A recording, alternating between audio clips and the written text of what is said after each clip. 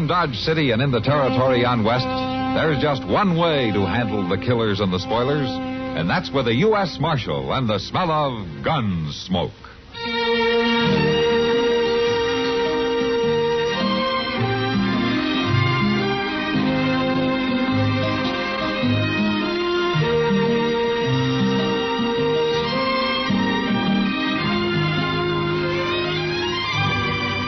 Gunsmoke, starring William Conrad. The story of the violence that moved west with young America. And the story of a man who moved with it. I'm that man. Matt Dillon, United States Marshal. The first man they look for and the last they want to meet. It's a chancy job, and it makes a man watchful. And a little lonely.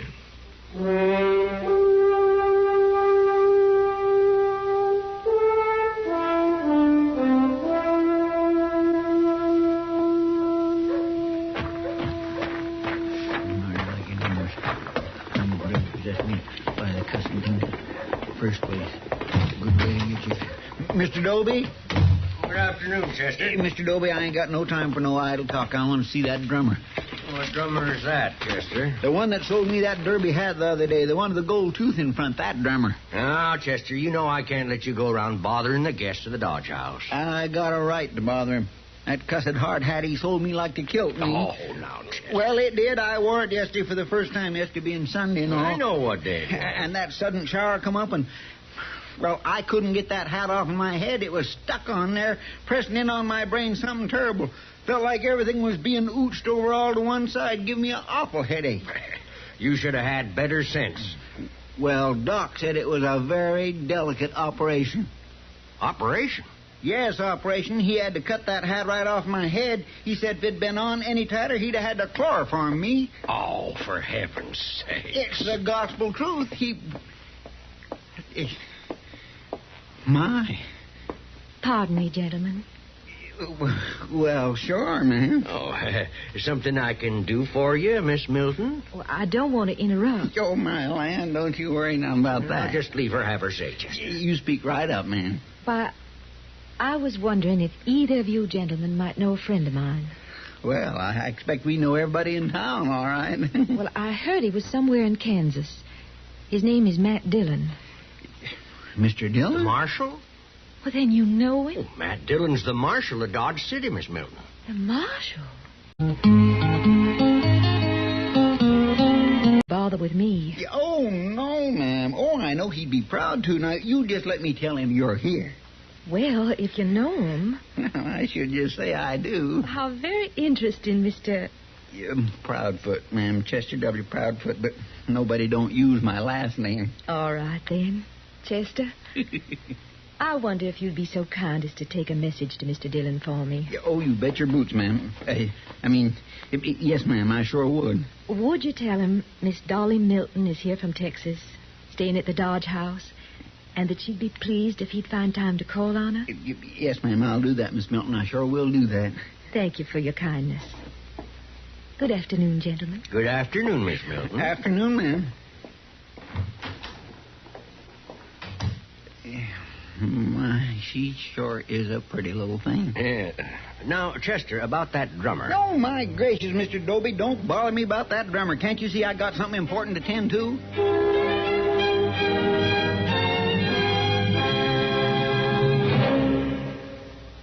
Here, if you will bear with me, is a quote from a speech rendered by that old political character, Elijah Cuddlestone. Now, I mean to say, tell you that is, that this man is a radical, mind you. Why, talk about change. He's used enough platform planks, that is, in this campaign alone to build you a new courthouse. I say a new courthouse, and still have enough planks left over to construct a warehouse for all of his past mistakes. Well, Elijah was a bit outspoken, and that's how he used the word radical.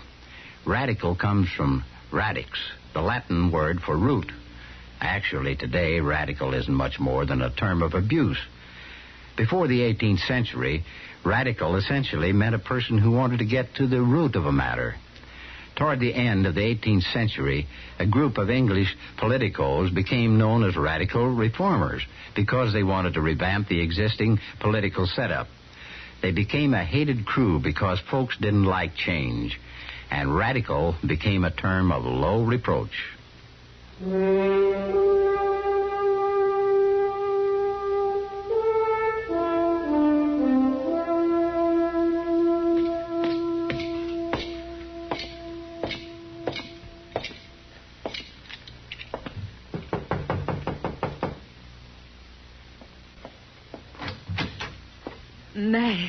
Matt Dillon. Hello, Dolly. How wonderful to see you again. Oh, it's good to see you, too. Oh, please, come in. Oh, thank you. Oh, it's been a long time, Matt. It has been a long time. Well, you look as though you've prospered. Oh, I get along. That's about all, though. But you're a U.S. Marshal. You've done yourself proud. Just a job. Well, it agrees with you. I must say you're looking fine, Matt. I could say the same thing for you. I guess that's as close to a compliment as Matt Dillon ever did come. Won't you sit down? Oh, thank you.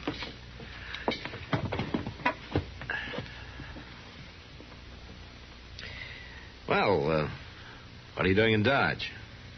Oh, I don't know, Matt. I'm kind of restless. I guess I'm looking for another place to settle down. I thought you'd be married and settled down long before this. I am married, Matt. Oh? Well, I thought Chester said your name was Milton, same as he used to be. I won't use that man's name. That's your husband's? I don't acknowledge him as such. He's a cruel man, Matt, a brutal man. I had to run away. Oh, I'm sorry to hear that, Dolly. Is there anything I can do? You can be my friend. A woman can be mighty lonely, Matt.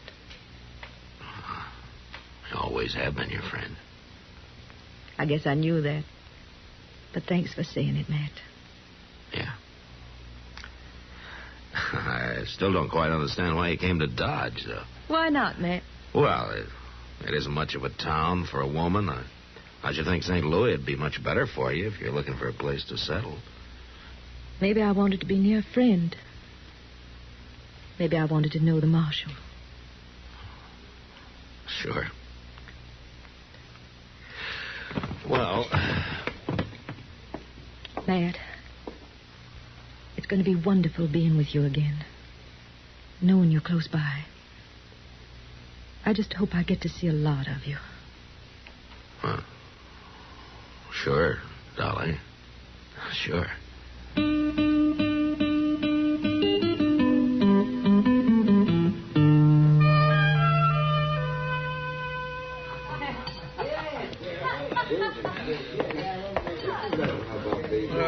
Hello, Miss Kitty. Well, hello, Chester. Mind if I sit down? No, of course not. Thank you. I just kind of had the feeling you might not mind some company. Huh? Well, I mean, a few words with an old friend and all like that. Well, thank you, Chester. That's very nice of you. Well, I know how it can be when... it can get kind of lonesome like when... Well, don't you worry about it, Chester. I'll make out all right. Well, sure you will, but I swear I don't know what's the matter with Mr. Dillon.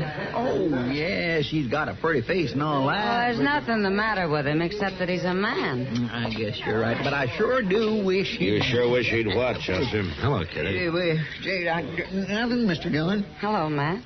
Well, guess I better get on back to office. Oh, what's your hurry? I got a feeling there's something I forgot to do around there. Goodbye, Miss Kitty. Bye, Chester. You mind if I sit down? Go ahead. Well, you look about the same. You haven't changed much. Oh? What does that mean? Since I last saw you. Now, Kitty, it's only been 3 or 4 days. They tell me you've been busy. Yeah. She's very pretty. She's an old friend, Kitty. I'm sure she is. Yeah, she's in some kind of trouble. I haven't been able to figure it out. It's something to do with a man. Is that a fact? Oh, no, Kitty. Well, no, it's your business, Matt. Of course.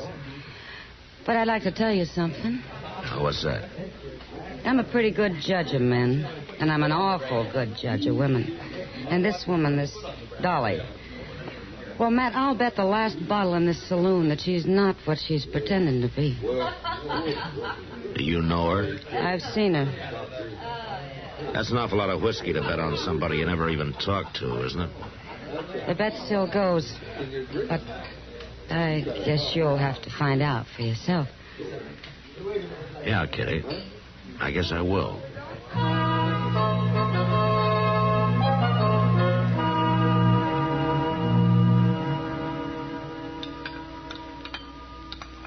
Oh, would you like anything more, Dolly? Oh, no, thank you, Matt. I had a great plenty. Some more coffee, maybe, huh? Oh, please. All right. You know, Delmonico's cooking isn't exactly fancy, but it keeps us alive, anyway. Oh, it's fine, just fine. And I can't tell you how much I enjoyed being with you. I'm not very fancy either. No, but I don't have to be afraid of you, Matt. I don't scare many women. Some men do. Some men scare 'em and hurt 'em. Like your husband. Yes, like my husband. Oh, Matt, I can't bear to think of the terrible things. Well, you just better forget them. All men aren't like that, you know. Oh, I know. And you're a great comfort to me.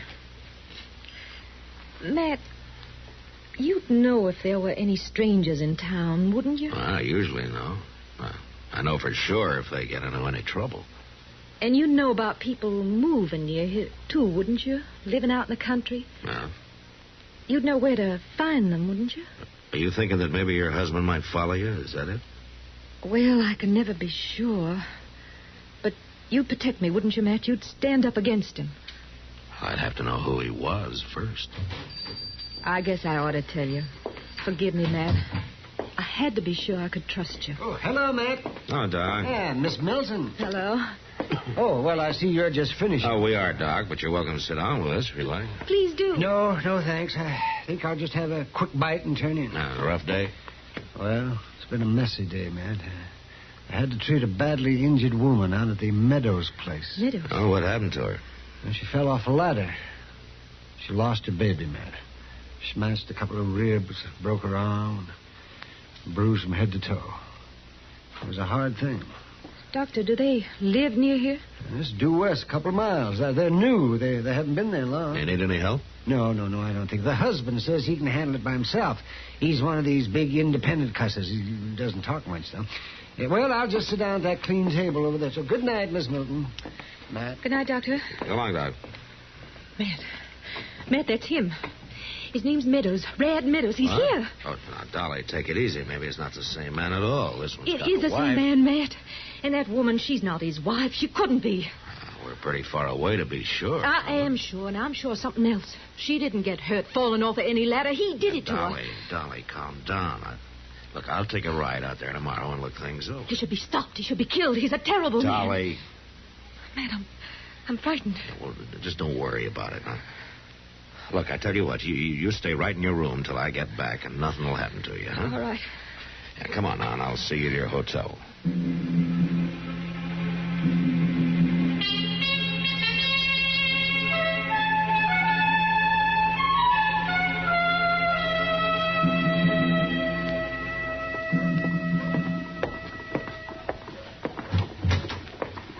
Morning, Mr. Dillon. Well, forevermore, you starting off already? I ain't even boiled the coffee yet. I want to get started, Chester. I got to ride out west of town. Oh, following Miss Dolly Milton again? What do you mean? Well, she headed off west just a few minutes ago, driving a buggy as neat as you please. Huh? Are you sure of that? Of course I'm sure. Ain't nobody else around here looks like her.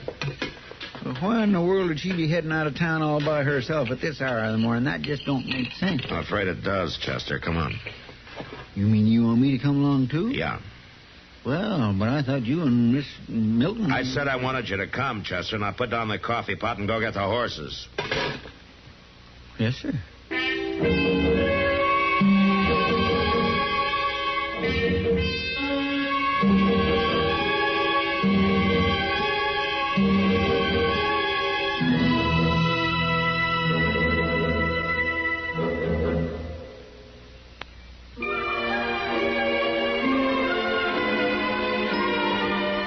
Hometowns in America have a lot in common, and yet they're each one of a kind. Take, for example, Condon, Oregon, and thereabouts. Each summer, the famous Pendleton Roundup lassos folks from Condon, Arlington, Fossil, and Hefner, and draws them closer together at rodeo time than they ever get to be the rest of the year. By the time the Condon Globe-Times has announced the event, the harvesting is done, the elevators have received the grain, and a quick shopping trip has been planned to the Dalles. It's summer in Condon, the county seat of Gilliam County, and the scent of wild lilac bushes and yellow roses is in the air. And there's going to be a rodeo. Some will take the family car, others will catch the train or Greyhound in Arlington, and everyone who wants to be where the dust is thick and the Broncos fight you all the way will be there, 'cause no one misses the Pendleton Roundup. Even the Columbia River Rapids run quicker. But if your hometown is Condon or thereabouts, you already know this. We only wanted to remind you, it's still there.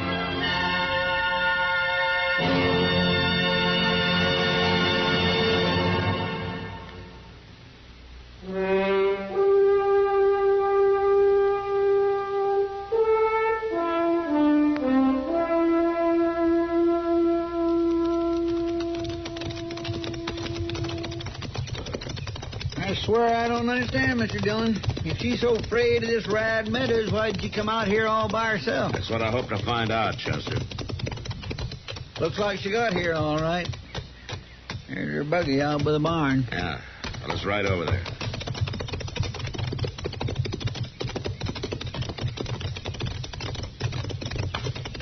And I warned you a long time ago. No man walks out on me. See to the horses, Chester. Yes, sir. I can't let you marry me, no.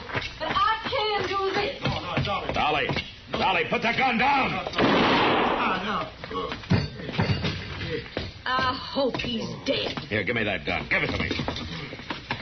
Chester. Yes, sir. Here. Here's her gun. Keep an eye on her while I see about Meadows. Yes, sir. Yeah. Meadows, can you hear me? Did you come with Dolly? I'm the U.S. Marshal from Dodge. Do me a favor, Marshal. Get Dolly out of here. Chester. Yes, sir. Take her out to the buggy. Come on, Dolly. I'm not going to stop trying, Rad. Not as long as you live with any woman but me, you hear? Next time, I'll kill you. Come on, get moving, Dolly. I gotta get into the house. Gotta tell my wife I'm all right. Meadows. Huh? You never were married to Dolly, were you? Oh. No, Marshal. She liked to chase me all over Texas, but I never felt that way about her. And she never forgive me. Yeah, I see she didn't. She claims that you treated her pretty bad, that you beat her and all that. Oh, to tell you the truth, Marshal, I never even touched her. I think that's what she couldn't stand. Yeah, maybe. I don't ask you to believe me, Marshal. There are ways of checking. Folks down Texas way will tell you. She's pretty well known down there. I think I do believe you, Meadows.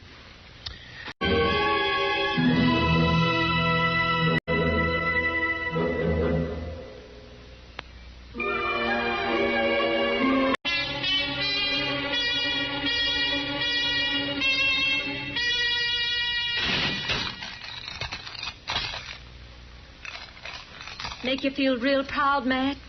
Locking a woman up? Nothing about this makes me proud, Dolly. You were mighty silent on the way in. And I was just thinking. Thinking about how you were taken in by an old friend? Yeah, maybe. Well, you're lucky, Matt. When I first heard that Rad was up this way, I had in mind you might do my shooting for me. Well, I might not have been quite that obliging, Dolly. Once I found out just where he was, I wanted to do my own shooting. What are you going to do with me? I'm not going to do anything with you.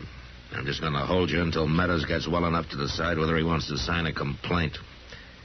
And that'll be up to the jury. Are you really going to leave me here? Yeah, Dolly.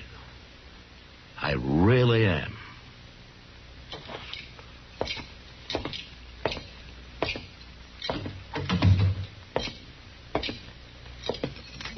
Sure, I am sorry, Mr. Dillon. I know this must go kindly hard for you. No, that's all right, Chester. Such a pretty little thing to go gunning for a man. Yeah, she's pretty, all right. Well, good night, Chester. You going out someplace? Yeah. I lost a bet, Chester. To Kitty. It looks like I'm going to be supplying the whiskey for her saloon for quite a spell.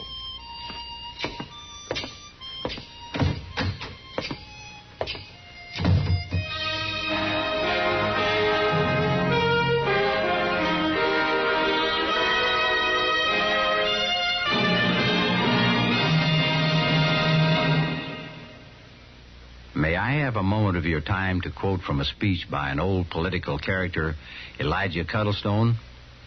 Thank you. And so I say that my opponent is, he's a mugwump. Mugwump, that is. In 1936, I said, Albert J. Ingalls said, and I quote, a mugwump has his mug on one side of the political fence and his wump on the other. Ingalls said that. Yes. Well, that's a pretty good definition of what mugwump implies, but do you know where the expression originated? Mugwump was an Algonquin Indian word meaning great man or chief. The word first found political use in 1884 when there was a split in the Republican Party and a great many members refused to support James G. Blaine for president. Party regulars accused him of assuming a superior attitude and hurled such epithets as Pharisees and mugwumps at them. And that's how another political term was added to our language.